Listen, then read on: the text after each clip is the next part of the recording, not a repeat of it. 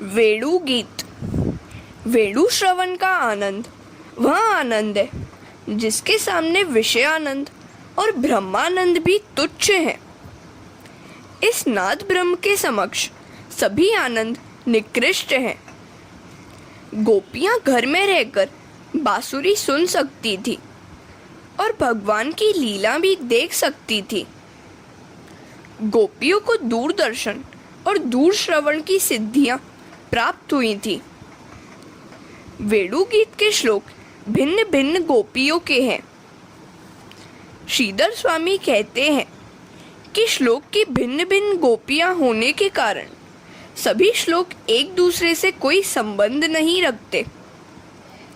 गोपियां कहती हैं, हमारे नयन तथा नयन युक्त जीवन की यही सफलता है कि जब श्याम सुंदर श्री कृष्ण और गौर सुंदर बलराम गोप बालकों के साथ वन में गाय चराने के लिए आते जाते हों, अपने ओष्ठद्वय पर मुरली धारण किए हों और हमारी ओर प्रेम भरी तिरछी चितवन से देख रहे हों, उस समय हम उनकी मुख माधुरी का पान कर सकती हैं। बलराम श्री कृष्ण उत्तम नटों की भांति अत्यंत शोभायमान है। ऐसे कृष्ण के दर्शन करने वाली आंखें ही सार्थक हुई हैं। ऐसे दर्शन के बिना नेत्रों की ओर कोई सार्थकता ही नहीं है। जिस प्रकार नेत्रों की सफलता श्री कृष्ण के दर्शन पाने में है, वैसे ही देह की सफलता सभी इंद्रियों के कृष्ण सेवा में जुटने में है। अरे सखी, कन्हैया वंशी बजा रहा है, जरा सुन तो, वह वंशी नहीं कृष्ण की पटरानी है। मैंने सुना है कि जब वह भोजन करने बैठता है तब बांसुरी को कमर की फेट में ही रखता है और जब सोता है तब उसे अपने साथ सेज पर ही रखता है। बांसुरी उसकी पटरानी जो है। प्रभु के अधर बांसुरी का तकिया है, हाथ गादी है, आंखें दासियां हैं, पलके पंखे हैं और नथनी छत्र है। इस बांसुरी का परमात्मा के साथ विवाह हुआ है, अतः उसे नित्य संयोग प्राप्त हुआ है। इस वेणु ने अपने पूर्व जन्म में न जाने कौन सी तपश्चर्या की है कि उसे कृष्ण के अधरामृत का नित्य पान करने का सौभाग्य प्राप्त हुआ। एक गोपी ने बांसुरी से पूछा, अरे सखी, तूने ऐसा कौन सा पुण्य कमाया था कि प्रभु ने तुझे अपनाया है? बांसुरी कहती है, मैंने बड़ी तपश्चर्या की थी। मेरा पेट खाली है, मैं अपने पेट में कुछ भी नहीं रखती। बांसुरी कहती है, अपने पेट में कुछ नहीं रखती, सो मैं भगवान की प्यारी हूँ। डंडा सारा वैर, द्वेष, कटुता अपने पेट में ही रखता है। यह सब पेट में सजोए रखने की वस्तु नहीं है। जो बांसुरी जैसा बन पाता है वह भगवान को भाता है। बांसुरी ने कहा कि मुझ में कई गुण हैं, मैंने कई कष्ट झेले हैं, 6 ऋतुओं की मार भी मैंने सही है।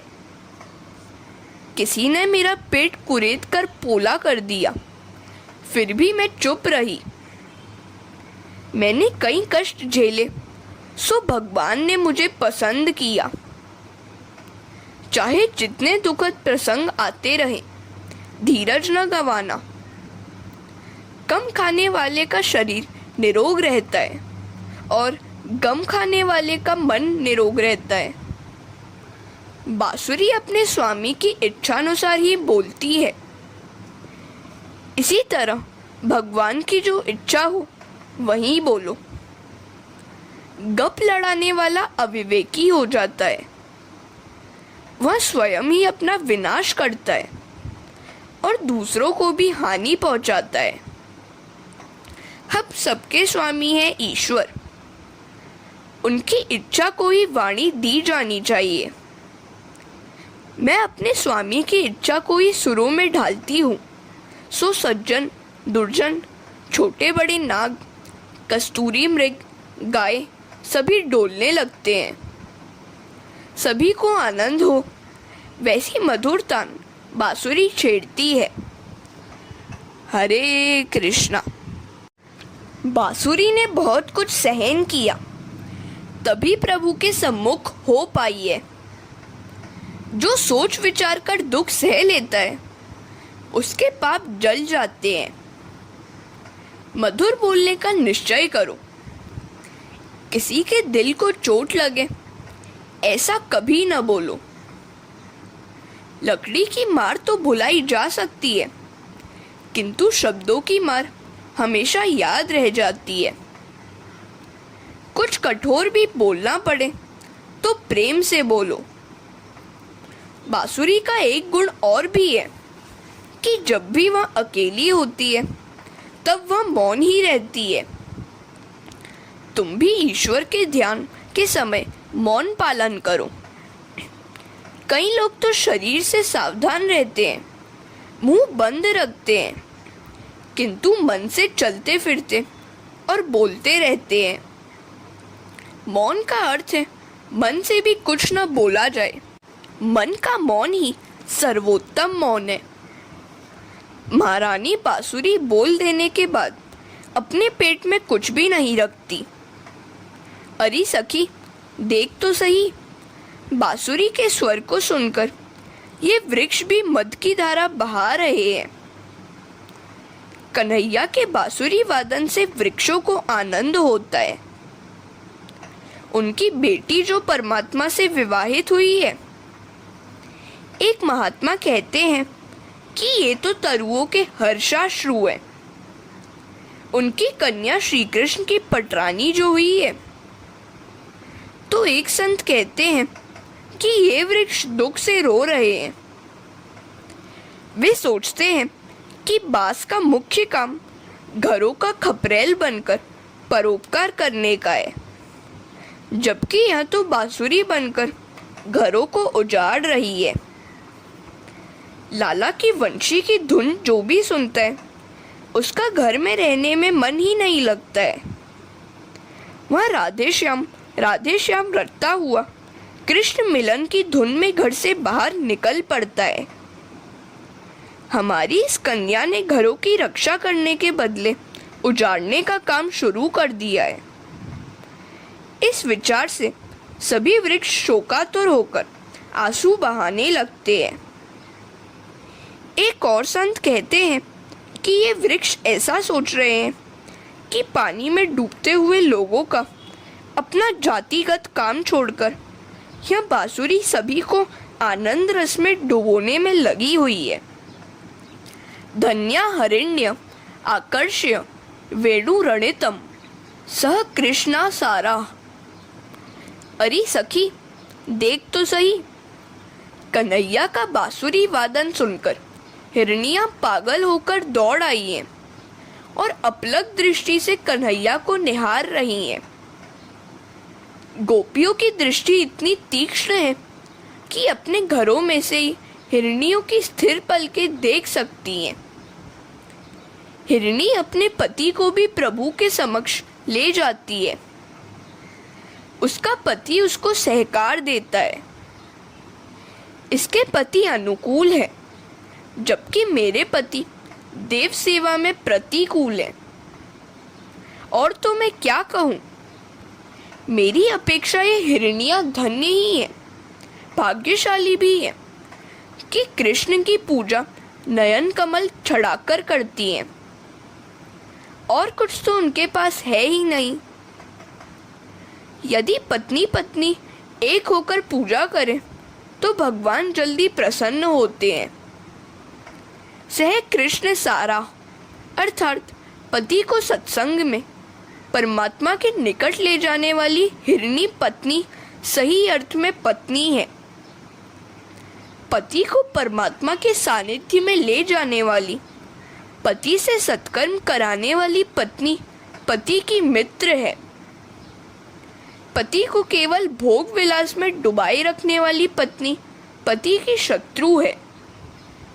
हरे कृष्णा। कृष्ण सेवा में हिरनियों को उनके पति सहयोग देते हैं और इधर हमारे पति सहयोग तो देते ही नहीं हैं, किंतु बाधा भी डालते हैं। सो ये हिरनियां बड़ी भाग्यवान हैं। हमसे तो वृंदावन की हिरनियां भी श्रेष्ठ हैं कि कृष्ण सेवा में वह अपने पति का सहयोग पा सकती हैं। सखी, मैं तुम्हें क्या क्या बताऊं। वंशीनाथ सुनते ही गौमाताएं घास खाना छोड़कर अपने कान रूपी दौने के द्वारा वंशी के नादमृत का बड़े ध्यान से पान करने लगती हैं। भगवान की प्रेम रसी वंशी की धुन सुनकर गाय घास चबाना भूलकर आनंद के अश्रु बहाने लग जाती हैं। बछड़े भी दूध पीना भूल जाते हैं। कन्हैया का बांसुरी वादन मनुष्य, पशु, पंछी, वृक्ष सभी शांति से सुनते हैं। वृंदावन की वन्य सृष्टि दिव्य है। जब कन्हैया बांसुरी बजाने लगता है तो पंछी भी शांत हो जाते हैं। कई ऋषि भी पक्षी का रूप लेकर वृंदावन की लीला निकुंज से नीचे नहीं उतरते। जलपान करने जाने से कृष्ण से विरह जो होगा। वृंदावन के पंछी सामान्य पंछी नहीं, पूर्व के मुनि हैं। अतः वे वृक्षों पर मौन रहकर भगवान की वंशी सुनकर आत्मा को आनंद देते हैं। धन्य है इन पंछियों को। यशोदा आकर कहने लगी, रोज रोज कहती हूँ, फिर भी कन्हैया जूता पहनता ही नहीं है। तो सखी कहती है, चिंता न करो, उसका एक मित्र उसके सिर पर छाता रखकर चलता है। यशोदा कहती है, कौन है वह? तो गोपियाँ कहती हैं, वह मेघराज कन्हैया का मित्र है। अतः जहाँ जहाँ कन्हैया जाता है वह छाया करता है। कन्हैया की लीला ही अनोखी है। ताप लगते ही झरझर वर्षा आ पहुँचती है। माता यशोदा कहती है, धरती पर नंगे पांव चलने में उसको कष्ट होता होगा। तो सखी कहती है, नहीं नहीं, गिरिराज कन्हैया के लिए माखन से कोमल हुए हैं। कन्हैया के चरण स्पर्श से गिरिराज की कठोरता चली जाती है। गिरिराज सर्वश्रेष्ठ हरिदास है, गायों को घास देता है। गिरिराज कन्हैया के साथ उसकी प्रिय गायों की भी सेवा करता है। अतः वह कन्हैया को प्रिय है। ठाकुर जी की सेवा करने वाला वैष्णव है, किंतु गायों की, गरीबों की सेवा करने वाला तो महावैष्णव है। परमात्मा के चरण स्पर्श से गिरिराज को रोमांच हो आता है। सो कहीं कहीं पर गड्ढे पड़ जाते हैं, किंतु इन्हें पाट देने का उपाय कन्हैया के पास है। वह बांसुरी बजाने लगता है तो गिरिराज आनंद से फूलने लगता है और गड्ढे पट जाते हैं। अरे सखी, कन्हैया तो कदम के वृक्ष पर चढ़कर वहां से गायों को पुकार रहा है। वंशी में से गायों को नाम लेकर पुकार रहा है, गंगा, गोदावरी, यमुना। गाय आनंद से दौड़ने लगी हैं। देख तो, गायें उस वृक्ष को घेरकर आनंद ध्वनि कर रही हैं, मेरे लाला को निहार रही हैं। कैसा मनोहर दृश्य है यह। एक अपनी बात भी मैं भी बता दूं। यहाँ से लाला को निहार रही हूँ, तब मुझे लगता है मानो मैं भी पागल होकर लाला से मिलने के लिए दौड़ रही हूँ। जब लोक लज्जा का ख्याल आता है तब रास्ते में रुककर सोचती हूँ, हाय, मैं कहाँ से कहाँ दौड़ आई। हरे कृष्णा। ये गोपियाँ जब स्त्री और पुरुष का भेद भूल जाएंगी तब उन्हें रासलीला में प्रवेश मिलेगा। अभी लोक लज्जा का देहाध्यास का क्षीण भान है। देहाध्यास मिट जाने पर वे रासलीला में प्रविष्ट हो जाएंगी। देहाध्यास के नष्ट होने पर उन्हें गोपी भाव प्राप्त होगा। जब श्री कृष्ण गायों को बुलाते हैं उस समय नदियों को भ्रांति हो रही है कि उन्हीं को बुलाया जा रहा है। वे बेचारी स्वयं तो जा नहीं सकती हैं, सो तरंग रूपी हाथों में कमल पुष्प लेकर वेणुनाथ की दिशा में फेंककर भगवान का अभिवादन करती हैं। जड़ चेतन सभी वंशीनाथ से मोहित है। मुरली की मधुर ध्वनि से आज समस्त सृष्टि आनंद मग्न हो गई है। श्याम की उस मधुर वंशी के सितम की बात कहें तो क्या कहें। नारद और नाम ब्रह्म का एक के होने पर रासलीला होती है। वेणु गीत नाद ब्रह्म की उपासना है। नाम में नाम का लय हुए बिना नाद ब्रह्म नहीं हो पाता। गोपियां कितनी तन्मय हो गई थी। वन में हो रहा वेणुनाद वे घर में रहते हुए भी सुन सकती थी। जब दृश्य, दर्शन और दृष्टा एक हो जाते हैं तब दर्शन में एकाग्रता, तन्मयता हो पाती है। ईश्वर तो रोज रोज वंशी बजाकर जीव को अपनी ओर बुलाते रहते हैं, किंतु यह बधिर जीव सुनता ही नहीं है। वृंदावन की बातें और कृष्ण की कथा करते करते गोपियां अनायास समाधिस्थ हो गईं। वर्णयन्तयो मिथो गोपय क्रीडास्तन्मयताम ययो।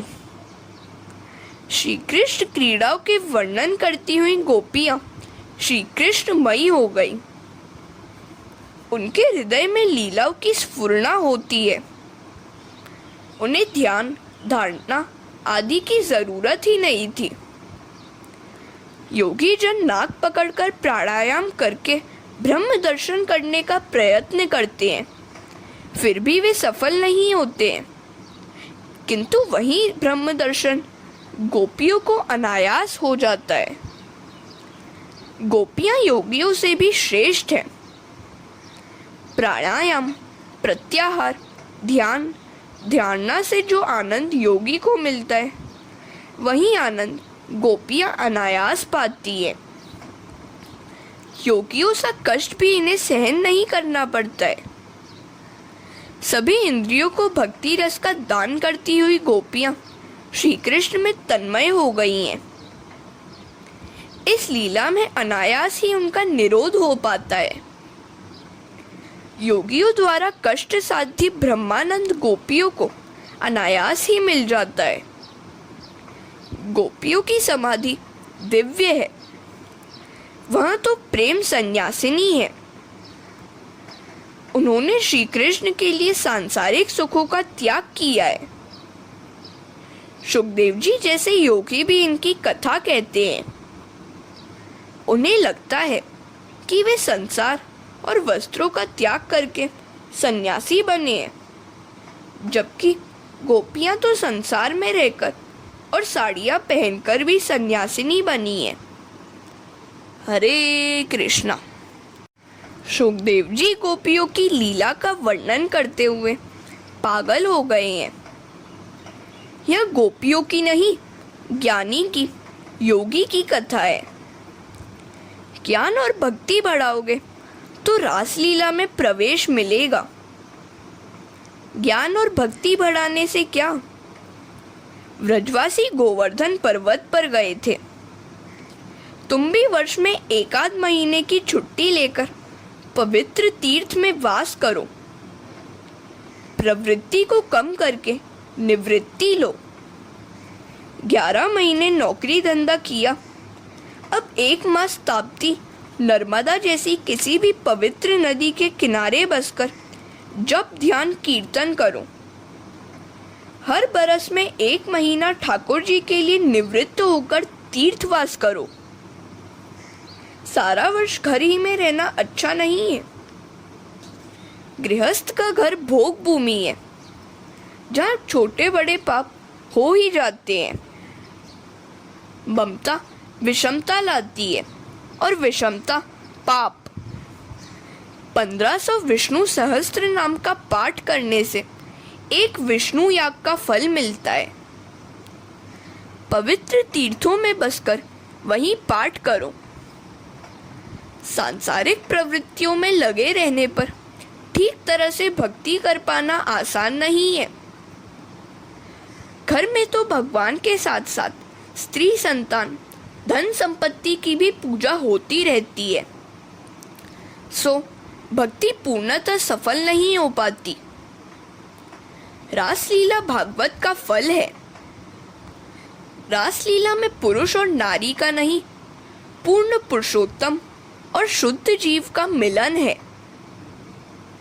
सभी इंद्रियों से भक्ति रस का पान करता हुआ जो जीव अपना स्त्रीत्व या पुरुषत्व भुला दे, वही गोपी है। अपना पुरुषत्व या नारीत्व याद आता रहेगा तो गोपी भाव नहीं जाग पाएगा।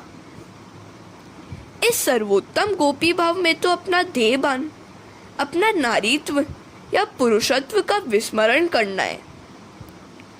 यही देहभान शेष होगा तो काम नष्ट नहीं होगा। काम भुलाए जाने पर ही गोपी भाव जागता है। परमात्मा का इस प्रकार स्मरण करो कि अपना देहभान ही न रहे। ज्ञान मार्ग के अनुसार अज्ञान के कारण उस भेद का आभास होता है जिसका नाश करना है। भक्ति मार्ग भेद का नाश करके अभेद सिद्ध करने को कहता है। भक्त भक्ति के सहारे भेद का नाश करके श्री कृष्ण के साथ एक हो जाता है। वासना का क्षय होने पर जीवन सुधरता है। पूतना रूपी वासना और तृणावर्त रूपी रजोगुण का नाश होने पर जीवन सात्विक होगा। भक्ति रस सभी इंद्रियों को पुष्ट करेगा। दावाग्नि शांत होने पर वेणु गीत सुना जा पाएगा। यह सब तैयारी रास में जाने की है। ईश्वर का प्रत्यक्ष स्वरूप है नाद ब्रह्म। इसमें तन्मयता होने पर परब्रह्म की प्राप्ति होगी। वेणु गीत में ब्रह्मचारिणी गोपियों का रास है। यज्ञ पत्नियों के प्रसंग में विवाहिता और गोवर्धन लीला में वानप्रस्थी गोपियों के साथ रास है। वेणुनाद में नाद ब्रह्म की उपासना करती हुई गोपियां तन्मय हो गई। गोपियों ने कात्यायनी व्रत किया, सो कृष्ण ने उन्हें दिव्य वस्त्रों का दान दिया। एक बार गोप बालकों को भूख लगी तो उन्होंने कन्हैया से बात की। कन्हैया ने उनको यज्ञ कर रहे ब्राह्मणों के पास भेजा। ब्राह्मणों ने कुछ भी नहीं दिया, किंतु ब्राह्मणों की पत्नियों ने उन्हें भोजन कराया। यही है यज्ञ पत्नियों के उद्धार की संक्षिप्त कथा। अन्नदान सर्वोत्तम दान है। भगवान गरीबों और परम पवित्र ब्राह्मणों के मुख से भोजन करते हैं। सभी को यथाशक्ति भोजन कराओ। हरे कृष्णा।